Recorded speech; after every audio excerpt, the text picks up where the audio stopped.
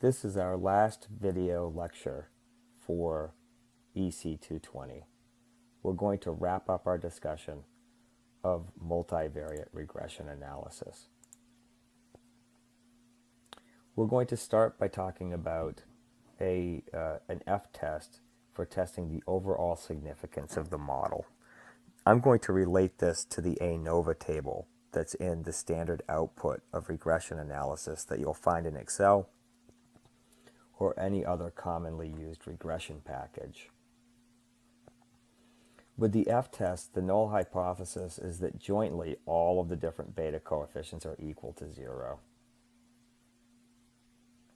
And the alternative hypothesis is simply that one or more of the parameters are not equal to 0. So that is my null and alternative hypotheses. The test statistic is going to be calculated by taking the mean square regression and dividing it by the mean square error. And this is going to have a distribution that's called the F distribution. And if you're in a situation where the null hypothesis is true and the model is overall insignificant and none of the variables that you've included are important for explaining the dependent variable, then the mean square regression and the mean square error both provide unbiased estimates of the standard deviation of E, the population, the population error term.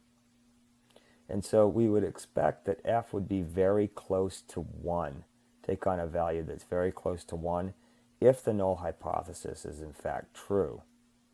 Now, if the null hypothesis is not true, then the mean square error will continue to provide an unbiased estimate of the standard deviation of the population error term, but the mean square regression will overestimate it. And so when the null hypothesis isn't true, the numerator here is growing relative to the denominator, and we get bigger and bigger F statistics. And if the F statistic is large enough, we'll reject this null hypothesis in favor of the alternative.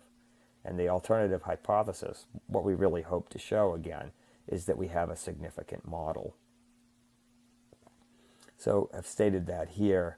We'll reject the null hypothesis either with the p-value approach, if the p-value is less than some pre-chosen level of significance, or we could use the critical value approach, and if our test statistic is bigger than F alpha, where alpha is the significance level, based on now the F distribution, okay, then we'll reject the null hypothesis. And I guess one thing I should point out to you that's kind of important is that the F statistic has 2 degrees of freedom associated with it. What's called the numerator degrees of freedom, which is associated with the MSR, that degrees of freedom is P. That's the number of variables that are included in the model, the number of independent variables. And then n minus p minus 1, right, that's going to be the degrees of freedom that are associated with the denominator. So, I mean, in general, even when we do our t-test with the multiple regression case, the degrees of freedom will be equal to n. It used to be n minus 2, right, with the simple regression case, because we're estimating 2 parameters, the intercept and the slope coefficient. But now we're estimating p plus 1 parameters. So the degrees of freedom will be n minus p minus 1. So in our simple example that we've been working with salaries, we've got the null hypothesis here of beta 1 equal beta 2 equals 0. And the alternative is at least one of them, or maybe both of them, are not equal to 0. So our rejection rule, we're going to use a 5% level of significance. Okay, and our degrees of freedom here is going to be equal to 2, all right, and 17. So the numerator degrees of freedom is equal to the number of variables that we've included in the model, test score, right, and experience. That's 2. That's the numerator degrees of freedom. And the denominator degrees of freedom are equal to the 20. That's the number of observations, minus the intercept, minus the 2 parameters that we're estimating. So 20 minus 3, or 17, is the denominator degrees of freedom. Now, I've looked up in a F table the critical value at 5%, with a degrees of freedom in the numerator of 2 and the denominator of 17. And that's 3.59. It's very rare that you're going to have to look this up because the p-value associated with the F statistic is just going to be reported to you routinely in the regression output. And so again, it's going to be more convenient to use the p-value approach. So we could take the p-value and we can compare it to alpha, our critical, our significance level, and if it's less than or equal to our significance level, in this case 5%, we can reject the null hypothesis. Or we can take the F value and compare it to the 3.59, and if it's bigger than 3.59, reject the null hypothesis. This is, I hope, is starting to look like more of the same, right, with just a slightly different application. And now a new distribution. The F distribution is one that you haven't seen before. Okay, so in our example, if you look at the regression output, you'll find that the mean square regression is 250.16 and the mean square error is 5.85. And taking the ratio of the two gives me a pretty good size F statistic of 42.76. So my conclusion is that the p-value, right, is less than 0.05, then we could reject the null hypothesis, or we could, and we're going to look at that in the table in just a minute. We'll look at the p-value, and it is definitely less than 0.05. Or we can compare the F of 42.76 to the critical value that we discussed in the previous slide of 3.59. And since it's bigger than 3.59, we can reject the null hypothesis. So the conclusion is that one or more of our independent variables is statistically significant, and we have overall model significance. So, just to be complete here, I wanted to show you the value of the p-value for the F statistic that's calculated. And you can see that 2.3 e to the minus 7, it's a whole lot less than 5%. So we would definitely reject the null hypothesis. So this ANOVA table basically gives you the degrees of freedom that's associated with the sum of squares regression, right? We know that that's 2, sum of squared regression, okay, SSR, okay, and that's 2, and then you could take the mean square of that, take the square root, right, of the ratio of the sum of squares to the degrees of freedom. So you got to take the sum of squares, divide it by the degrees of freedom, take the square root in order to get the mean square regression in this case, okay, and that's in the numerator of the F statistic. You do the same thing for the mean square error. It's unfortunate that in Excel they call the mean square error the mean square residual, because it's kind of like, it's like SSR and SSR. So, this is what we've been calling error, residual error, okay? And so the degrees of freedom there we know are 17. That's the 20 minus 1 for the intercept, minus 2 for the number of variables we included in the model. And here's the sum of square error, okay, or residual. And we take the ratio of the sum of squared error to the degrees of freedom and take the square root, and we get the mean square error. Now we take the ratio of these two numbers, excuse me, 250.16, and we divide into that 5.85 for the ratio, and that gives us our F statistic.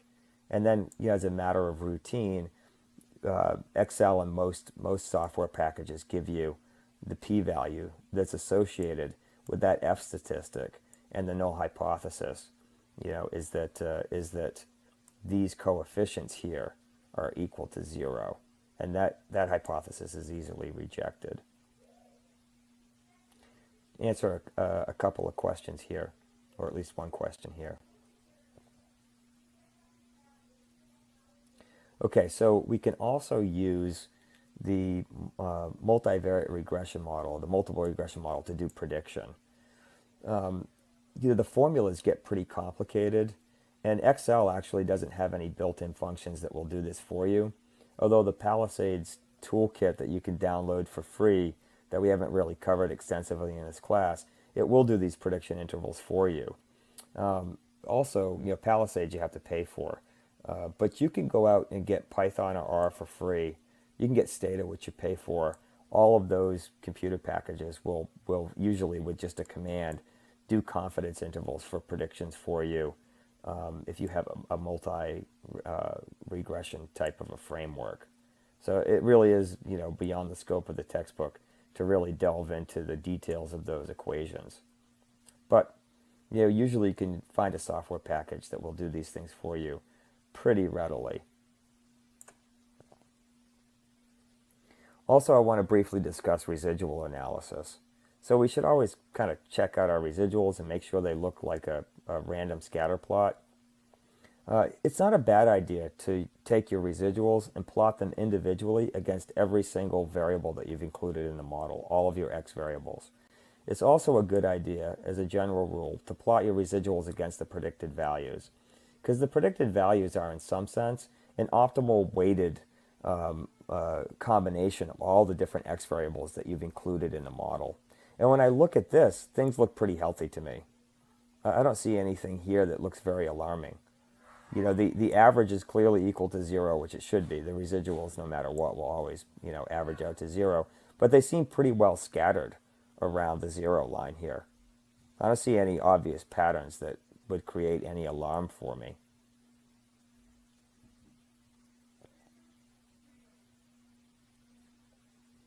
Okay, I want to talk briefly about adding categorical variables into the mix here. So we've talked a lot about categorical variables like gender, and coding them numerically. For example, 0 is male, 1 is female, or here it says method of payment. You could have check, cash, or credit card. That could be coded as a categorical variable in a model. These are easily included in regression analysis. So for example, we might look at gender, and we might code gender as a variable x2, where we would have x2 equal to 0 for men and x2 equal to 1 for women.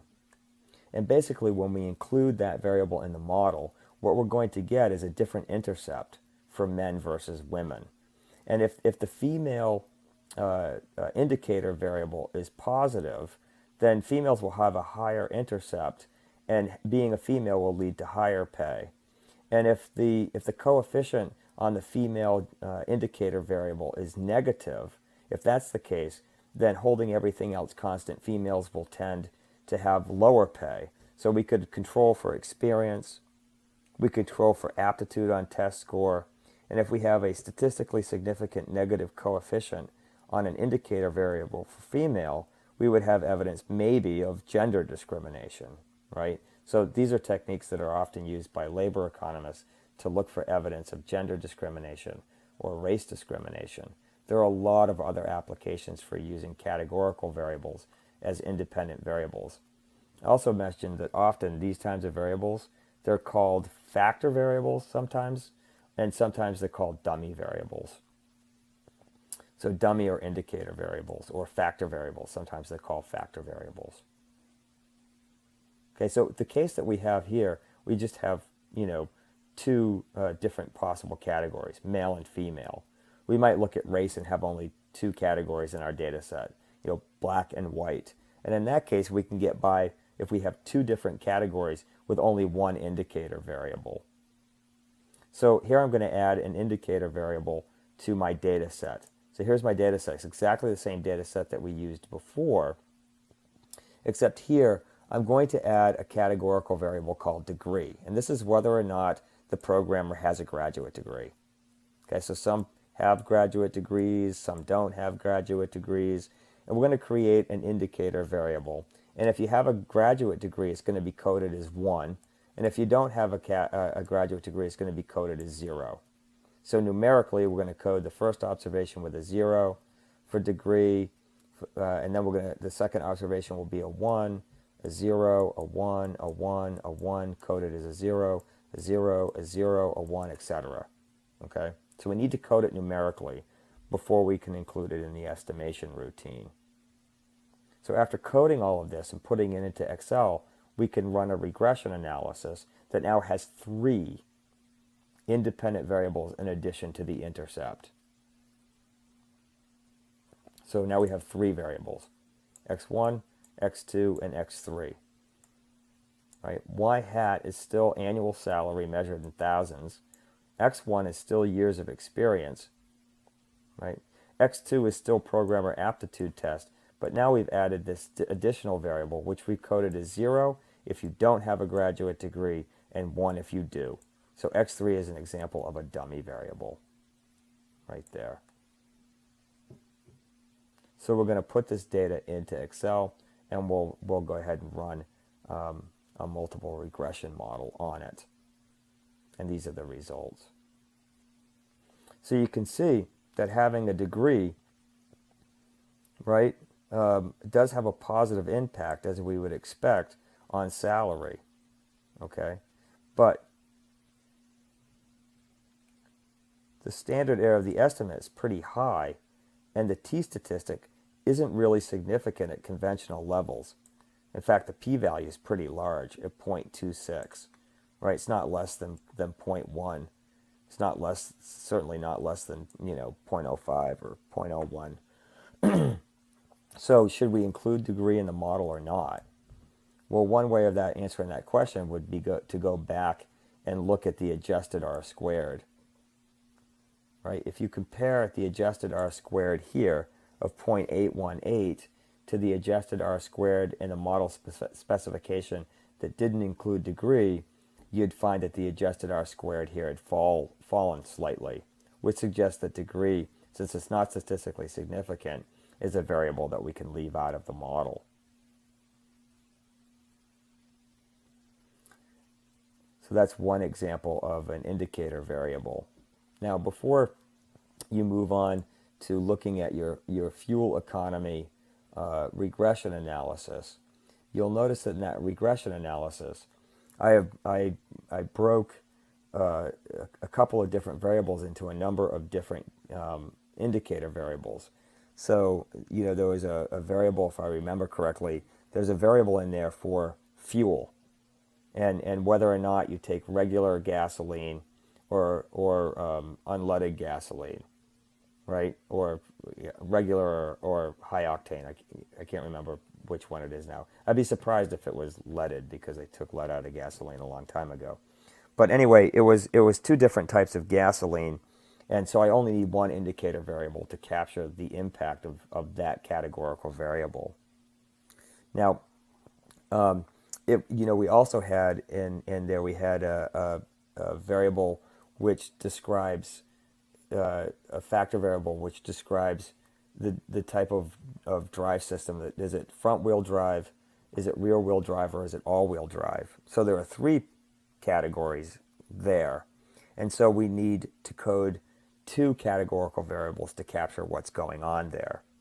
Okay, we can't have all three coded, because if we added up all of the variables after they were coded, we would end up with a vector of ones, but we already have an intercept in the model, and we would have perfect collinearity, and we wouldn't be able to estimate the model. So for example, let's suppose I've got an intercept, right, which is just a whole bunch of ones. And then, I've got a variable which is for four-wheel drive, or all-wheel drive. If I have four-wheel drive, maybe this car doesn't have four-wheel drive, this car does, this car doesn't, and this car does not. Right? Then I've got front-wheel drive. So now I've got front-wheel drive. If I had front-wheel drive and this car had front-wheel drive, this one can't have front-wheel drive because it had four-wheel drive. This one has front-wheel drive, right? And this one doesn't have front-wheel drive. Okay? And then I've got one more category, which might be like front-wheel drive, four-wheel drive, rear-wheel drive. I don't know, let's say rear-wheel drive. Okay? So if that's the case, then this one can't be rear-wheel drive because it's front-wheel drive. This one can't be rear-wheel because it's four-wheel drive. This one can't be rear-wheel drive because it's four-wheel drive. But this one must be rear-wheel drive because it's neither of the other two. So if I add up these categories, what you'll notice is that I end up with another column of ones. 1, 1, 1, and 1. So my intercept is equal to the sum of these three variables. And so if I include these three variables in the model, I have perfect multicollinearity, and I won't be able to estimate the model. Sometimes that's called the dummy variable trap. So we leave the intercept in the model, but we pick one of these different categories just pick one of them to be the baseline category that you compare everything else to, and just delete it from the model. It doesn't matter which one you eliminate and make the baseline category. But if I eliminate four-wheel drive, then that's the baseline category. And then the coefficient on four-wheel drive will be measure the impact of four-wheel drive on gasoline consumption relative to four-wheel drive being the baseline category, and likewise for rear-wheel drive. That estimated coefficient will estimate the impact of having a rear-wheel drive vehicle on fuel consumption, okay, relative to what you would get if you had four-wheel drive. And it's really arbitrary which one of the three categorical variables you choose not to code.